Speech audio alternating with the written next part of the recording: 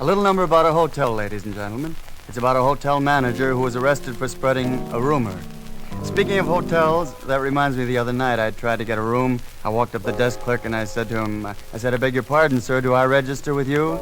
He said, well, stay all night and we'll see. So I got the room, I walked in, there's a beautiful woman lying there. She jumped up, she said, oh my God, she said, I thought you were my husband. I said, well, I'm not your husband, but I said, don't you cheat a little bit? She said, I certainly do not, but I'll hold still while you do. I call this number appropriately. If the bed breaks down, I'll see you in the spring. Now life can be so lonely, or life can be so swell. I contends it all depends upon just where you dwell. Now I live in a small hotel that caters to the masses, but we have more fun than anyone among the upper classes.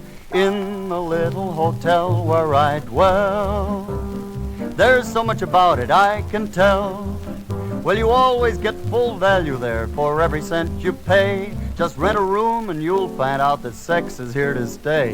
In the little hotel where I dwell, we have such a screwy clientele. We had a wedding there last week that kept us all awake. Mrs. Jones in 803 married night clerk Mr. Blake.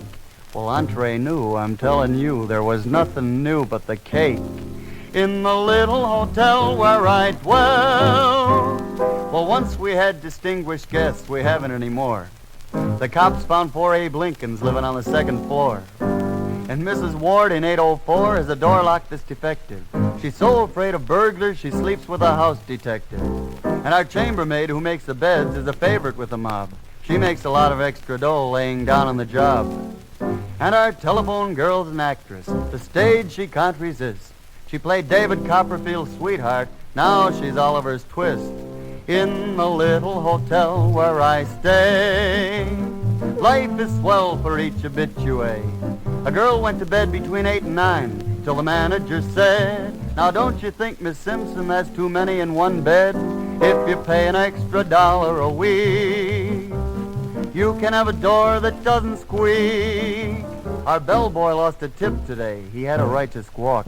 He said, may I carry your bag? To a guy named Mr. Hawk. Hawk said, boy, to hell with that. She's strong enough to walk. From the little hotel where I dwell, it's so swell. That little hotel where I dwell.